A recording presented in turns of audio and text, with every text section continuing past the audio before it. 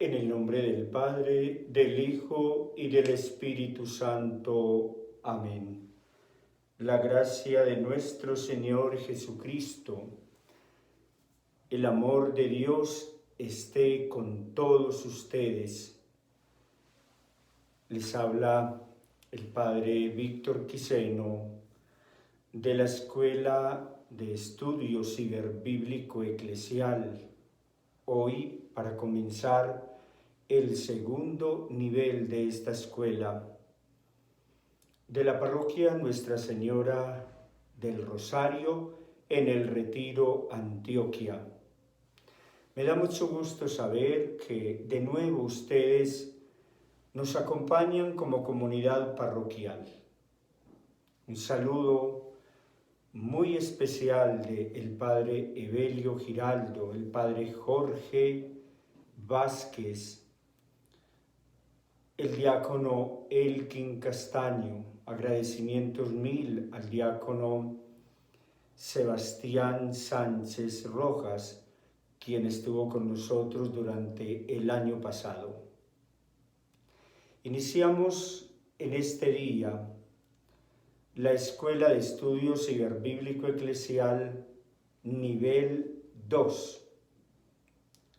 Aún están a tiempo de distribuir ese link que les he enviado a sus familiares y amigos para que no sea un trabajo para unos pocos, no sea un estudio para unas cuantas personas.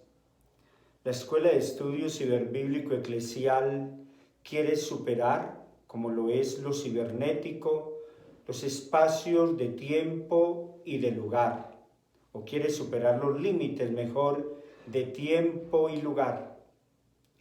Y no se habla incluso, no se habla de tener un lenguaje cibernético, sino que la cultura es la situación que vivimos, y desde el año pasado hemos querido entonces tener este espacio maravilloso con ustedes. De nuevo, gracias por confiar en nosotros. Gracias a todas las personas que participaron el año pasado. Si alguien que realizó todos los talleres hasta el taller número 9 y no le llegó la certificación, me lo puede hacer saber al WhatsApp, que con todo el gusto se lo envío. Vamos a orarle al Espíritu Santo. Aquí estamos al lado del sagrario. Mientras teníamos el himno de la Biblia, por ti mi Dios cantando voy, estaba orando por cada uno de ustedes, sus familias, sus necesidades.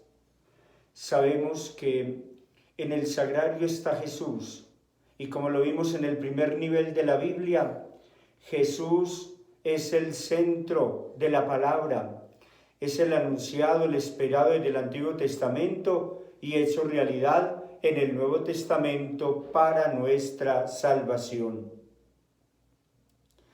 Por ello, nos ponemos en sus manos. Al fin la Biblia no son chorros de tinta, no es un libro que se abre y está lleno de números, de letras. La Biblia, en último término, es una persona, y la persona es Jesús, que nos acompañará también durante este año. Bien, para este segundo nivel, por supuesto, tenemos temas muy importantes de la Biblia para profundizar. Ya vamos subiendo en el contenido y en la profundización de esos contenidos. En esta parte que me corresponde a mí, esta clase y otras 3, voy a tomar como referencia a José Luis Sicre, un español experto en Biblia y que nos ha adentrado en la palabra con un ejemplo muy importante. El que quiera subir a Monserrate, Monserrate, Colombia, la ciudad de Bogotá, puede hacerlo de dos maneras. La primera, con un funicular. Se eleva y rápidamente llega prácticamente a las puertas donde está la imagen de Monserrate. La segunda manera es hacerlo cuesta arriba. Uno se puede gastar unas 2 horas, quizás un poco más, y hay dificultades en el camino. Y a veces los que van con uno se pueden cansar y dejarlo solo, algunos se devuelven, otros prácticamente se estresan en esta subida, que además de ser difícil, es peligrosa. Me refiero, hay algunos peñascos donde la persona se puede fracturar o rodar, pero bueno, creo que últimamente lo han arreglado bastante. El tema es que para subir al Cerro de Monserrate puedo subir por funicular o puedo subir cuesta arriba. Queremos con este segundo nivel de la Biblia utilizar el funicular. Es decir, porque al fin se sube de esas dos maneras, pero lo que se contempla arriba es la misma imagen. Y si tenemos una segunda intención, lo que se contempla arriba es el mismo paisaje. Si usted se va cuesta arriba o se va por este medio teleférico. Queremos entonces observar la Biblia desde arriba, como se observa Bogotá desde el Cerro Monserrate. En este segundo nivel, iniciemos con unos problemas que plantea el Antiguo Testamento, una problemática especial. También miraremos qué significan los años en la Biblia, la división del reino del norte y del reino del sur. Estaremos muy pendientes de hacer un ejercicio de exégesis y enseñar lo que es la exégesis bíblica. Igualmente los géneros literarios, que hay que tenerlos en cuenta a la hora de abordar la palabra del Señor. Entre otros temas de apología. Vamos a aprender cómo se le responde a las personas separadas o hermanos esperados en la iglesia, las confusiones que ellos pueden tener en la palabra y cómo se responde con una profundidad y una propiedad bíblica, porque si ellos lo abordan a uno con la Biblia, debemos aprender a responder con la palabra del Señor. Explicaremos qué es el 666. Nos tomaremos unas clases para hablar de Dei Verbum, de la palabra del Señor, del Concilio Vaticano II, que habla sobre la importancia de la palabra. En fin, déjense sorprender, acompáñennos y aprendamos la palabra, siempre poniendo espiritualidad, siempre manteniendo la luz del Espíritu Santo. Saludo a los fieles de esta comunidad parroquial, igualmente a las personas de otras comunidades parroquiales. Saludo especialísimamente a quienes se mantienen muy ocupados y sin embargo están sacando tiempo para ver este video donde aprenden la palabra del Señor, o ya sea de manera directa en una transmisión sincrónica o asincrónica, porque el material siempre queda aquí para que lo podamos resolver. Me disculpan un segundo.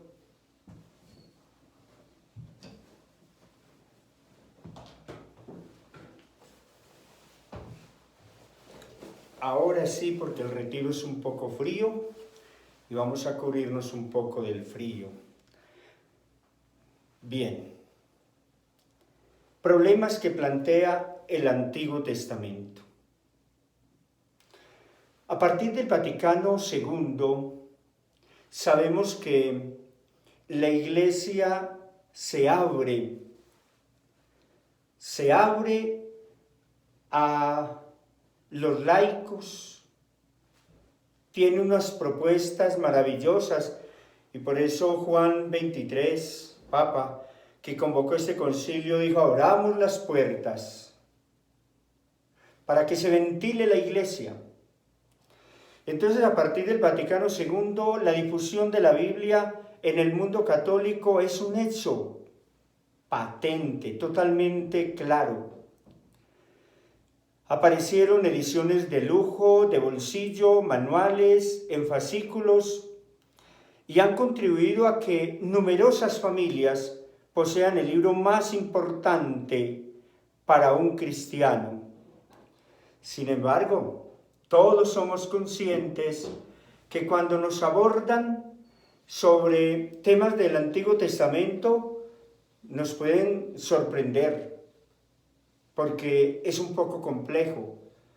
Y por eso tenemos en esta primera parte de unas 4 clases problemas que plantea el Antiguo Testamento.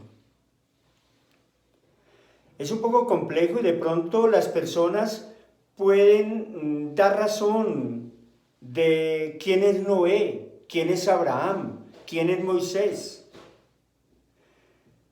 o algunos acontecimientos como el paso del Mar Rojo, pero de ahí no pasamos. O que Elías fue envuelto en un carro y se fue yendo entre las nubes. O el tema de los 10 mandamientos en el libro del Éxodo. Pero de ahí no pasamos. Algunos, incluso personas adultas, mayores, tienen la memoria de la historia sagrada, que aprendieron desde pequeños en la escuela cuando daban esta linda materia de religión, sobre todo centrados en la historia sagrada. ¿A qué se debe mejor la ignorancia que tenemos sobre el Antiguo Testamento? Pues en primer lugar sabemos que antes del Vaticano II la Biblia no se difundía, la Iglesia no propagaba la Biblia. Es más, la desaconsejaba. Y muchas personas decían leer la Biblia es de pronto enloquecernos, como dispararse el cerebro y luego no ser capaz de coordinar la realidad que nos circunda o dominarnos a nosotros mismos. En lenguaje muy coloquial, yo no leo la Biblia porque me enloquezco. Nunca se me olvida en el Intermisional de Bogotá un sacerdote que predicaba un retiro a una cantidad de personas, se llamaban amigos del seminario, y de pronto dijo: busquemos este texto bíblico para que lo meditemos.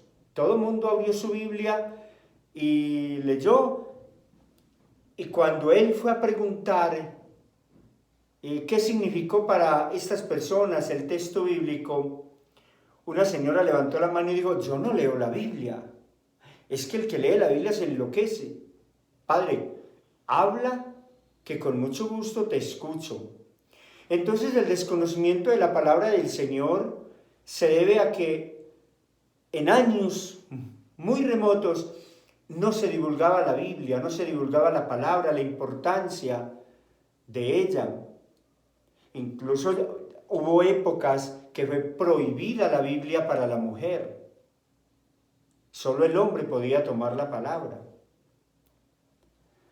La Iglesia tiene interés en que conozcamos la palabra. Y esta realidad que ocurrió ya no es actual. Es decir, ahora la iglesia promulga la palabra del Señor, la promulga. Y encontramos en muchas parroquias y diócesis escuelas bíblicas para conocer, amar y servir a Jesucristo. Mucho mejor hay que conocer, amar y servir a la palabra del Señor. Hay unos factores que son marginales a estos. Por ejemplo, piensen ustedes quien llega de su trabajo en las horas de la noche generalmente y llega cansado, más bien se relaja escuchando música, viendo televisión y, ¿por qué no?, dialogando en familia en el mejor de los casos. Pero se le dedica poco tiempo a la palabra, hay angustia, hay cansancio, hay muchas ocupaciones. Una jornada de trabajo muchas veces amerita más bien dormir, descansar temprano. Pero hay tres causas que son fundamentales, de las cuales podemos hablar que se dan en las personas y por ello hay un desconocimiento de la palabra del Señor. La primera, no estimamos suficientemente el Antiguo Testamento. La segunda, no lo entendemos. La tercera, tiene muchos problemas a la hora de abordar el texto. Problemas de tipo moral, religioso, cúltico. Sobre la primera, debemos realizar una fuerte campaña para que estimemos la palabra del Señor, que ella sea el centro en nuestro hogar. Una campaña fuerte, y creo que ustedes están respondiendo a este elemento, viendo este video, viendo esta transmisión. La Biblia la vamos a estimar. Uno encuentra en saludos a través del WhatsApp, se te estima. Digámosle hoy a la Biblia, se te estima. ¿Y por qué? Porque la Biblia no es un libro como tal, es el mismo Jesús. Hay que descubrir la riqueza que allí hay, a nivel de cultura, a nivel religiosa, a nivel de libros, enseñanzas.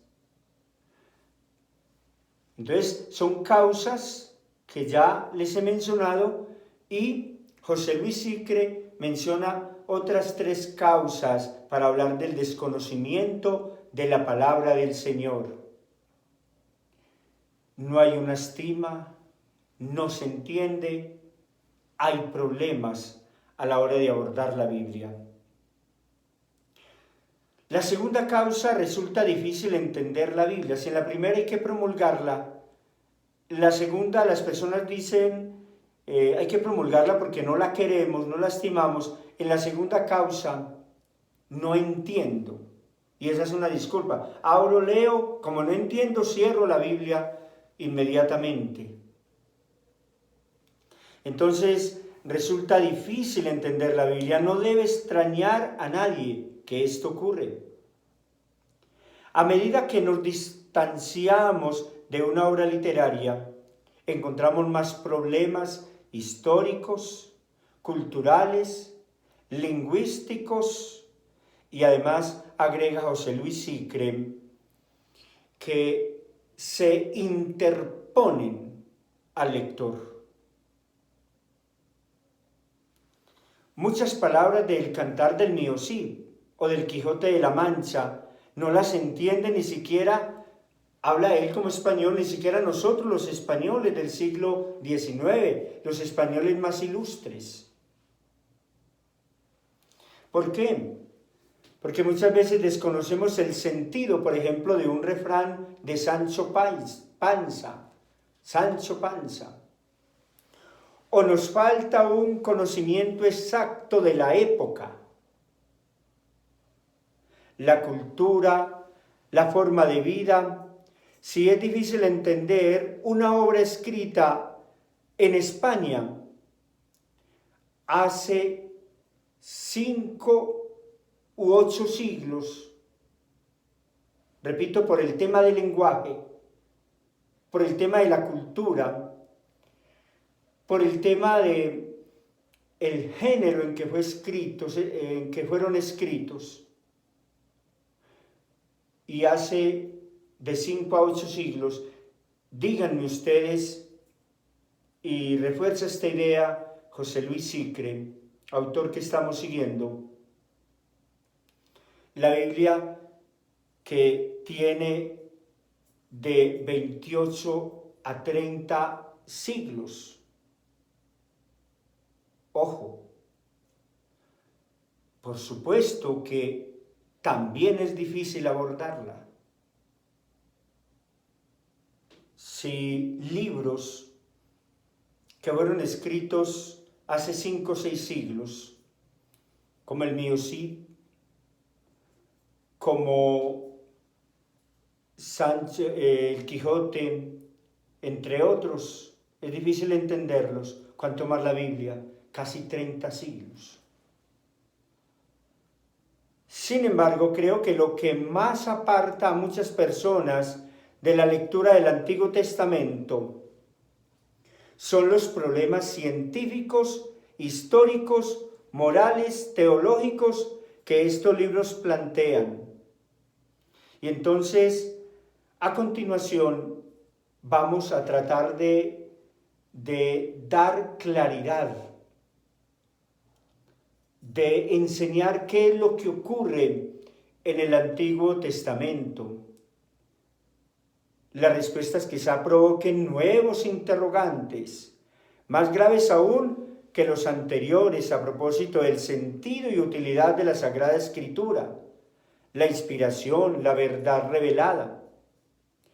Estas cuestiones a continuación, dice José Luis Sicre, espero no los confunda. Por ahora vamos a tener muy presente lo que hemos visto hasta ahora. Hay 2 maneras de acercarnos a la palabra, como hay 2 maneras de subir a Monserrate. Cuesta arriba, que es más difícil, cuando a usted le ponen a leer los libros seguidos, uno a uno, capítulo por capítulo, versículo por versículo. Es mejor observar la Biblia casi que desde fuera y ver todo el panorama, como lo hicimos en el primer nivel. Y en este caso, mirar entonces qué es lo que pasa, por qué es tan desconocido libros del Antiguo Testamento, incluso del Nuevo Testamento, que también tiene su problemática para entender ciertos términos por los años, por la época, por la cultura, por el lugar en que fue escrita. Recuerden entonces, el primer problema grandote es que la iglesia ni siquiera promulgaba la palabra. Ahora que la promulga, muchas personas no le tienen la suficiente estima, dicen no entender. Segundo, y tercero, encuentran muchos problemas allí, en el lenguaje, en lo histórico, que se vuelve complejo. El conflicto entre la Biblia y las ciencias naturales. Conflicto entre la Biblia y las ciencias naturales. Dice textualmente, quiero ser fiel, en este caso, entre comillas, al autor que estamos siguiendo. Hace unos años, un programa de televisión hablaba de la evolución. Sabemos que la evolución es de Darwin. Y a pesar de algunas afirmaciones sorprendentes, se seguía con interés. Pero algunos padres se escandalizaron de que sus hijos oyesen hablar del evolucionismo como de algo normal. Pero lo visto, incluso médicos, abogados e ingenieros seguían pensando que Dios creó al hombre de barro. De acuerdo con el relato del Génesis, este conflicto se presenta en la Biblia. Este conflicto aparece entonces en la palabra del Señor, la Biblia y las ciencias naturales, que surgió hace unos siglos, cuando el astrónomo italiano Galileo Galilei afirmó que la Tierra gira en torno al Sol, en torno al Sol. Ubiquemos el contexto de Galileo Galilei, 1564-1642. Galileo Galilei, con su teoría de que la Tierra gira en torno al Sol, pone en discusión por vez primera la validez de las afirmaciones científicas de la Biblia.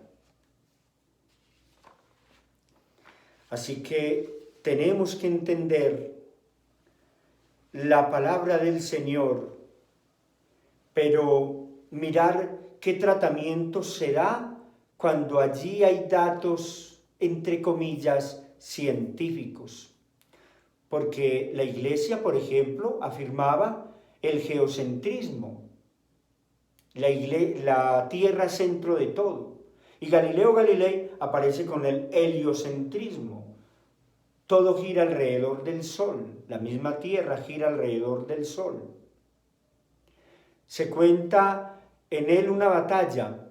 Por ejemplo, si citamos a Josué, el libro de Josué, se cuenta una batalla entre los israelitas y los amorreos. La fortuna favorece a Israel, que va ganando la batalla, pero la tarde avanza rápida y la falta de luz puede hacer que se desperdicie la ocasión de derrotar definitivamente al enemigo. Atención, los quiero ubicar.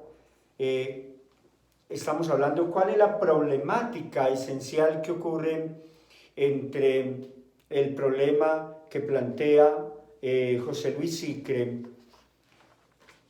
el conflicto entre la Biblia y las ciencias naturales.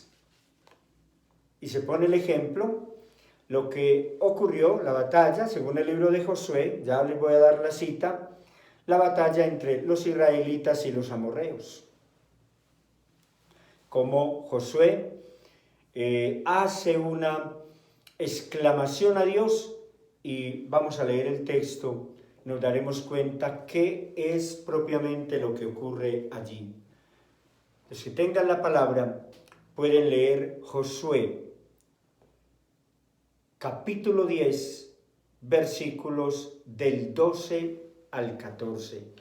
Josué 10, del 12 al 14. Josué 10, 12 al 14. Entonces el día en que mataron los israelitas a filo de espada,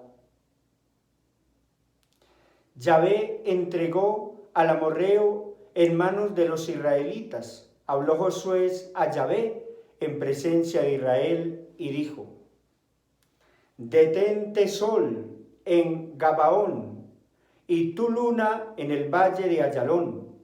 Y el sol se detuvo y la luna se paró hasta que el pueblo se vengó de sus enemigos. Alguna relación en el primer nivel hicimos sobre este texto bíblico. Ahora nos interesa es mirar cómo allí hay un dato científico. Detente sol y tu luna en el valle de Ayalón. Y el sol se detuvo y la luna se paró, hasta que el pueblo se vengó de sus enemigos. ¿No está esto escrito en el libro del justo? Agrega en el versículo 13 que estamos leyendo: el sol se paró en medio del cielo y no tuvo prisa en ponerse como un día entero. Oiga, el sol se paró. El sol se paró en medio del cielo y no tuvo prisa en ponerse como un día entero. No hubo día semejante ni antes ni después en que obedeciera a Yahvé la voz de un hombre. Es que Yahvé combatía por Israel. Palabra de Dios, te alabamos, Señor. Se entiende entonces allí en la Biblia que no es la tierra la que se mueve, sino el sol. Vamos a mirar qué nos dice entonces José Luis Sicre frente a este texto en el tema que tenemos, la Biblia y el dato científico. La consecuencia es lógica. Si Josué consigue que el sol se detenga en su carrera, es porque éste gira en torno a la tierra. Afirmar lo contrario supone atentar contra la verdad de la Escritura. La retractación de Galileo puso fin momentáneamente a un problema que resurgió con toda fuerza el siglo pasado. Darwin, con su teoría evolucionista, explica el origen de las especies de forma distinta e incluso opuesta a la de la Biblia. La idea de una creación del universo en 7 días cae también por tierra. La edad de nuestro planeta crece hasta lo inimaginable, mientras los testigos de Jehová, ateniéndose a la cronología de la Biblia, calculan la edad del universo en unos 5.000 años. Los astrólogos lo citan, o la cifran más bien, la edad del universo en más de 5.000 millones de años.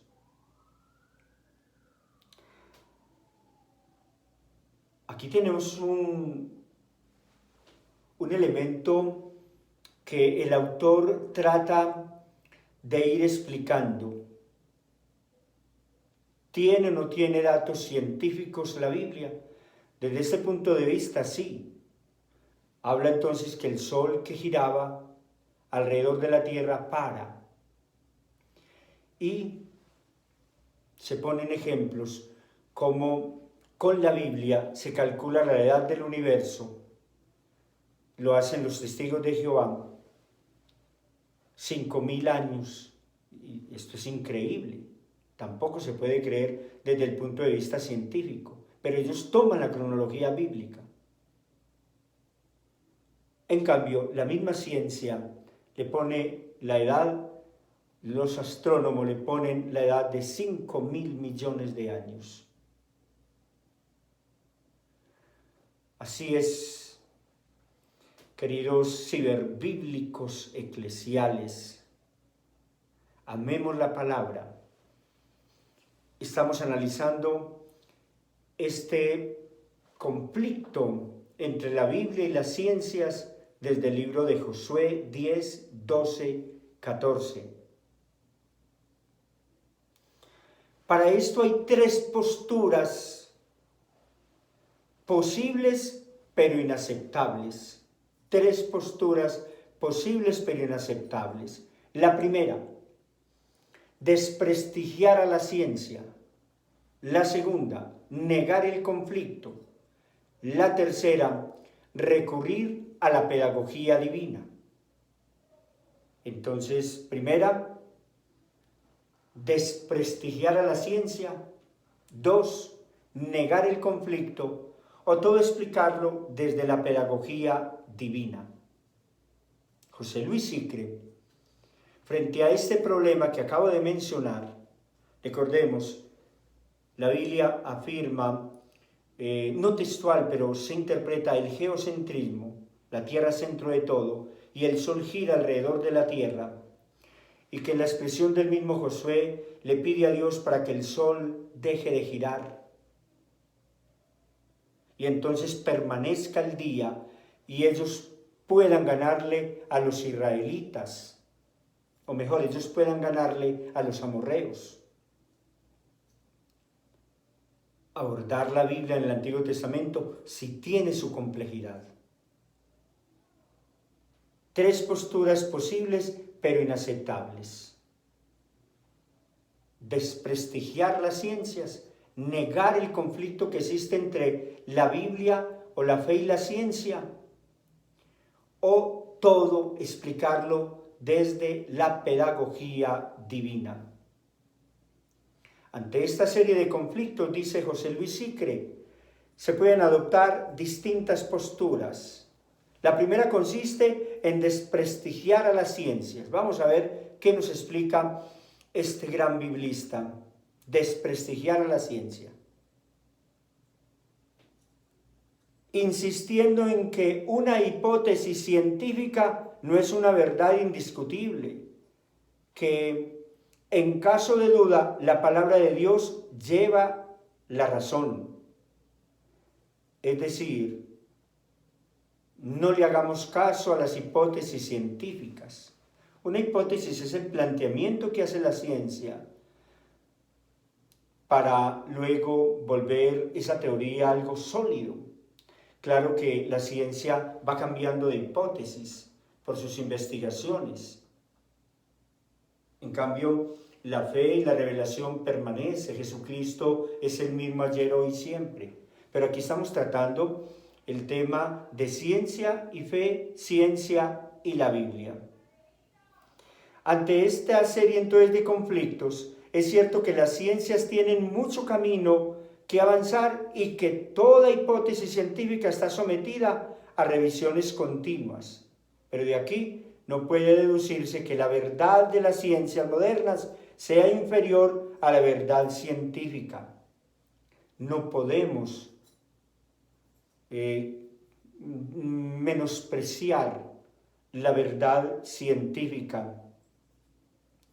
Aunque Galileo se equivocase al pensar que el Sol estaba quieto, su modelo del universo era más exacto que el del libro de Josué. La actitud de desprestigiar a las ciencias, defendida todavía por algunas mentes, carece de futuro. ¿Qué nos está diciendo José Luis Sicre? Que no podemos desprestigiar la ciencia. Sería una salida muy rápida, como decimos en matemática, una salida por la tangente. No, la ciencia tiene hipótesis que son de mucha investigación y que debemos hacerle caso. Entonces, por acá no es el camino para darle salida a este encuentro entre fe, entre Biblia y ciencia. La segunda postura consiste en negar el conflicto. Fíjense, la primera, desprestigio la ciencia, y la segunda, niego el conflicto. En un deseo bien intencionado de conciliar ambas partes, conciliar, como ligar, unir, conciliar a ambas partes. Por ejemplo, dentro de la teoría evolucionista, la vida en su forma más elementales surge en el mar. Los concordistas encuentran aquí una afirmación de la verdad de la Escritura, ya que según Génesis 1:20, los peces son creados antes que las aves, los reptiles y las fieras. La palabra concordista es que hacen coincidir una cosa con otra, en este caso, entonces concordar la ciencia y la Biblia. Y la Biblia habla de que los peces son creados antes que las aves, los reptiles y las fieras. Sin embargo, cualquier conocedor de la teoría evolucionista, incluso a niveles elementales y divulgativos, advierte la imposibilidad de compaginar esta hipótesis científica con el relato del libro del Génesis. Y el procedimiento de negar el conflicto no solo es absurdo, sino en ocasiones imposible, caso de Galileo, edad del universo, y peligroso. El afán de conciliar la Biblia y las ciencias ha llevado a Van Dacher a acumular un sinfín de tonterías y a Werner a empobrecer en muchos casos el mensaje teológico de la Escritura. Entonces, primero, no se puede negar esta realidad científica. Segundo, tampoco puedo conciliar ciencia y Biblia, hacer una concordancia.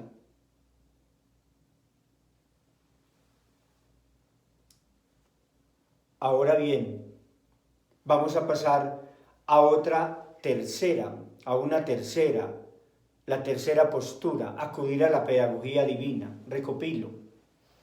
El conflicto entre la Biblia y las ciencias naturales, que la encontramos en Josué, tiene tres posturas que son inaceptables como para dar solución, por ejemplo, a ese texto. Una, desprestigiar las ciencias. No. Dos, negar el conflicto. Negar que no hay un conflicto entre lo que dice la Biblia a nivel científico y lo que dice la ciencia hoy. Sí hay un conflicto. Y tres, recurrir a la pedagogía divina. Vamos a ver en qué consiste cuando se recurre meramente a la pedagogía divina. Cuando Dios habla al hombre, se acomoda a sus conocimientos, le dice las cosas tal como puede entenderlas en ese momento. Esto no significa que lo engañe. Si a un ginecólogo que conoce el ciclo de la vida desde que el espermatozoide fecunda al óvulo hasta el momento en que la mujer da a luz, le pregunta a su hijo de 6 años, ¿de dónde vienen los niños? No puede darle una conferencia sobre de dónde vienen los niños. Los psicólogos, hago un paréntesis, siempre dicen no explicarle al niño contenido más allá de lo que él preguntó. Lo mismo le ocurre a Dios cuando habla a los hombres del Antiguo Testamento. Científicamente eran como niños. Carecía de sentido hablarles con nuestras ideas modernas de evolucionismo, astronomía o bioquímica. Esta tercera actitud, atractiva a primera vista, es también insostenible, dice José Luis Sicre. Resulta absurdo decir que Dios habla al hombre de problemas científicos adaptándose a su mentalidad. Y por eso le cuesta, por ejemplo, la creación del mundo en 7 días. O le cuenta, por ejemplo, la creación del mundo en 7 días y por ese orden. Esta explicación del origen del mundo no es revelación divina, sino invención humana, inspirada parcialmente en esquemas mesopotámicos. Eso dice, recordemos, cómo esta postura tampoco la acepta José Luis Sicre, experto en Biblia, para solucionar el conflicto entre la Biblia y las ciencias naturales. Y que se puso un ejemplo del libro de Josué en el capítulo 10, versículo 12 al 14, para ser más claros en la temática que estamos abordando. Primer tema, segundo nivel de la Escuela Ciberbíblico Eclesial. De nuevo, bienvenidos las personas que están conectadas en este momento. Las afirmaciones científicas de la Biblia no son revelación divina. Lo anterior nos lleva a una cuarta postura. La cuarta postura, recordemos las tres: desprestigiar, negar el conflicto o conciliar, ciencia y fe. Las afirmaciones científicas de la Biblia no son revelación divina, sería otra postura, una cuarta. Y nos enseña este tema José Luis Sicre comparando el primer relato de la creación del capítulo 1 con el segundo relato de la creación del capítulo 2. Lo anterior nos lleva a una cuarta postura única que no parece válida: analizar los textos bíblicos y compararlos con otros relatos de la misma Biblia, cuando esto es posible, para captar sus afirmaciones fundamentales. Así se advierte que Biblia utiliza modelos científicos opuestos e irreconciliables. Esto significa que lo esencial para ella no es la verdad científica, sino una determinada visión del mundo, compatible con cualquier modelo científico moderno o futuro. Estamos encontrando una pequeña salida en esta cuarta postura. Dice José Luis Sicre, después de no aceptar ni la primera postura, ni la segunda, ni la tercera, y recordemos las posturas que fueron 3, ahora nos vamos a una cuarta que va dando como salida a este tema. Las afirmaciones científicas de la Biblia no son revelación divina. Bueno, es una expresión fuerte, pero es una expresión que nos ubica un poco en esta relación de la Biblia con la ciencia. Y quiero repetir textualmente lo que dice José Luis Sicre. Esto significa que lo esencial para la Biblia no es la verdad científica, sino una determinada visión del mundo, compatible con cualquier modelo científico moderno o futuro. Siempre decimos que a la ciencia no le corresponde dar datos de fe,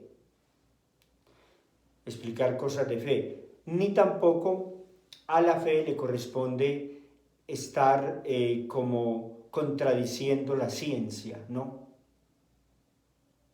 Y creo que lo deja muy claro José Luis Sicre. La comparación de los dos relatos de la creación ayuda a entender esto. A propósito del origen del mundo y de la humanidad, existen dos narraciones independientes surgidas que tienen un ambiente y una época muy distinta, aunque ahora se encuentran una a continuación de otra. La primera la encontramos en Génesis 1:2.4a y la segunda en Génesis 2:4b-24. De ambas hemos oído hablar y hemos encontrado seguramente pequeños detalles, pero sin caer en cuenta de las grandes diferencias entre estos dos relatos de la creación del capítulo 1 y la forma que aborda Dios el tema de la creación en el capítulo 2. Ya para terminar, quiero seguir abordando este tema de manera muy sucinta y luego quedamos con una pequeña tarea. En ese momento lo más provechoso sería leer los 2 primeros capítulos de la Biblia para captar personalmente la diversidad de estilo literario y de concepción científica. Una vez leídos, sacará mucho más provecho de lo que digo a continuación. El primer relato parte de una situación originaria de caos y tinieblas. El primer relato de la creación en la Biblia, capítulo 1. Parte de una situación originaria de caos y tinieblas, con todo invadido y dominado por el agua.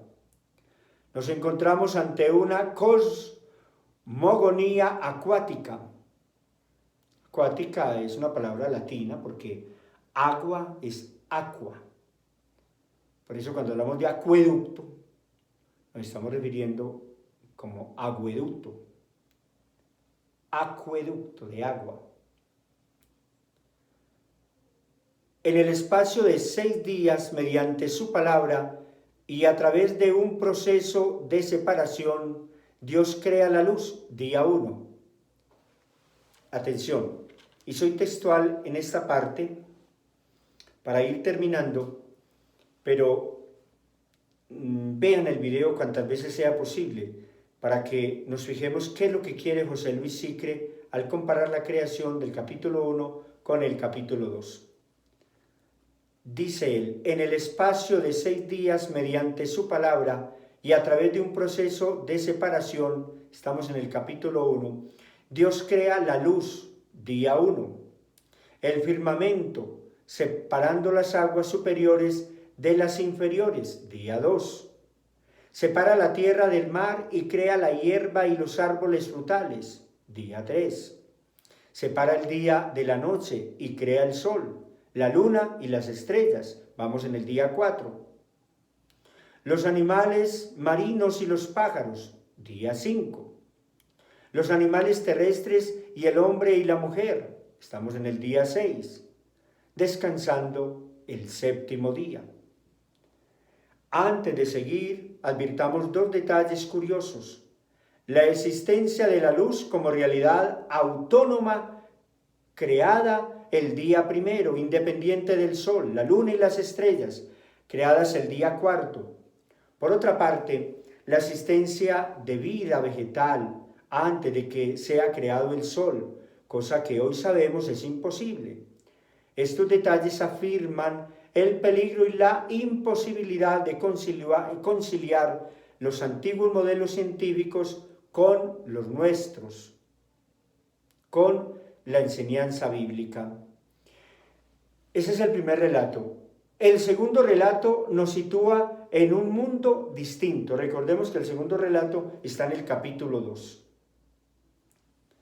Cuando el Señor Dios hizo tierra y cielo, no había aún matorrales en la tierra, no brotaba hierba en el campo, porque el Señor Dios no había enviado lluvia a la tierra, ni había hombre que cultivase el campo y secase un manantial de la tierra para regar la superficie del campo. La solemnidad majestuosa del capítulo 1, con su perfecta monotonía, cede el puesto ahora a un relato cercano a la maravilla e ingenuidad de las miniaturas medievales. Nos encontramos ante una cosmogonía terrestre, aunque se supone que el mar existe, ni siquiera se lo nombra. Al autor le llama más bien la atención la ausencia de agua, porque el Señor Dios no había enviado lluvia a la tierra, ni había hombre que sacase un manantial.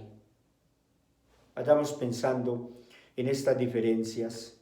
Dios crea al varón, Adán, luego planta un jardín que encomienda a su custodia. Pero el hombre se siente solo y Dios modela la arcilla, las fieras y pájaros para que le sirvan de compañía. Sin embargo, ninguno de ellos se adecúa al hombre por completo. Entonces Dios crea a la mujer, Eva, a partir de una costilla de Adán. Cuando se la presenta, el hombre exclama: esta sí que es hueso de mis huesos y carne de mi carne. Su nombre será hembra porque la han sacado del hombre. Por eso un hombre abandona padre y madre, se junta a su mujer y se hacen una sola carne.